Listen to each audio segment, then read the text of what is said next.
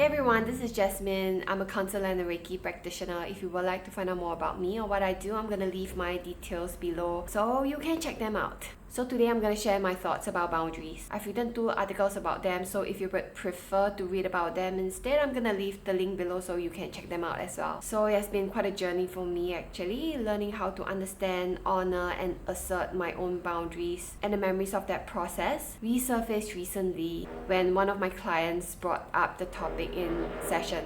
And I'm going to apologize for the noise because I don't know what's going on today, so I believe you can hear them. So there are like so many promises floating around the internet. Messages that suggest that we'll feel more confident to reclaim our autonomy, restore work-life balance, or finally just experiencing peace if we just learn how to create that distance between ourselves and that thing, be it whatever that thing is, whether it is about work, family, or even like for certain friends. So this message just makes it seems like there is a promised land we'll reach once we master the art of setting boundaries. So when I first began this journey without any psychological knowledge or mental health tools, this promises captivates me. So as a recovering people pleaser who would often give in without a second thought, while quietly burning with resentment, boundary setting seemed like the way out.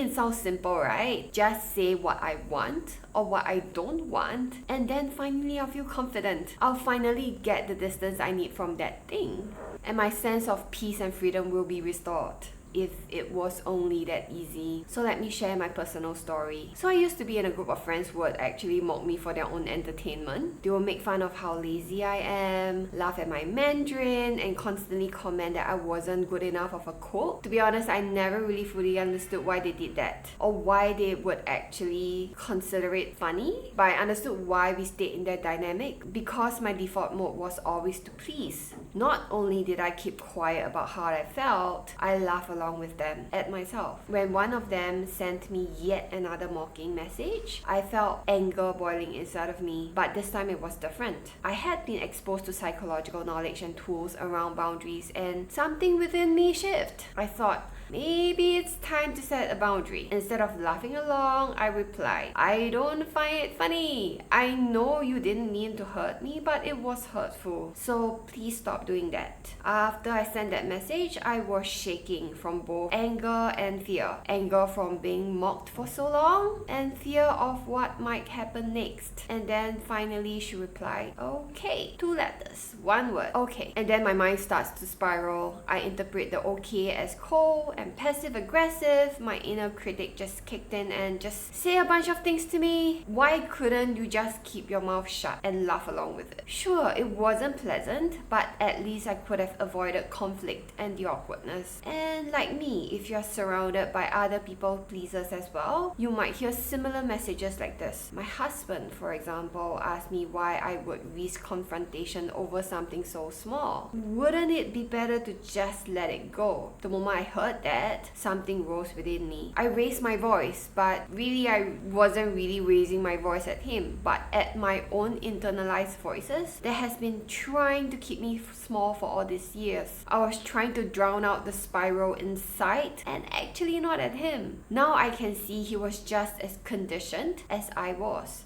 But in that moment, I didn't feel like I had arrived at some promised land of empowerment and peace. I felt afraid and uncertain. Speaking up didn't feel freeing. It felt terrifying. I was filled with self-doubt, shame, and a loud punishing voice that said, you shouldn't have said anything in the first place. So why can't I assert my boundaries? Chances are, when we were younger, stating our boundary comes naturally to us. But somewhere along the line, our parents or our caretakers may have made our needs and wants feel not okay, especially when they conflict with theirs. This could have showed up in many forms. They could have scolded us, they could frequently deny us of our needs, or even shaming and guilt-tripping us for even asking in the first place. So as children, we rely solely on our caretakers. Rejection or disapproval from them, our main source of safety and love, can feel like the end of the world. In response, we adapt. We learn to abandon our own needs and wants and instead focusing on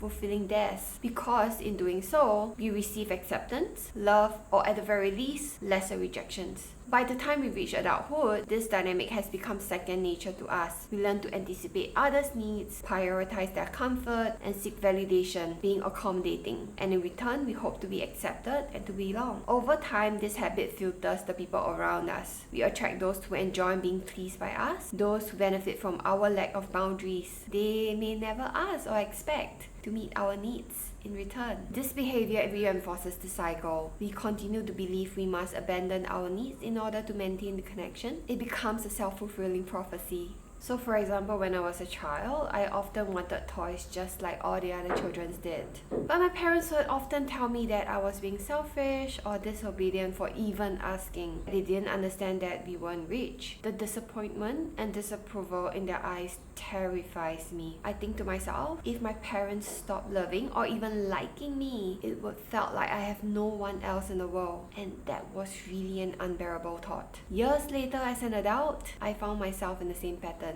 I was stressed and burnt out at work. When I finally spoke up to my supervisor about needing a lighter workload, she responded by saying that everybody else was already at their capacity and the company had no budget for extra help. I was told that I need to be understanding, so I abandoned my own needs once again and I immediately accommodate theirs. So this is gonna be a series of videos about boundaries. If you resonate with the content, please click like and subscribe below, and we'll see you in the next video. Thank you, bye!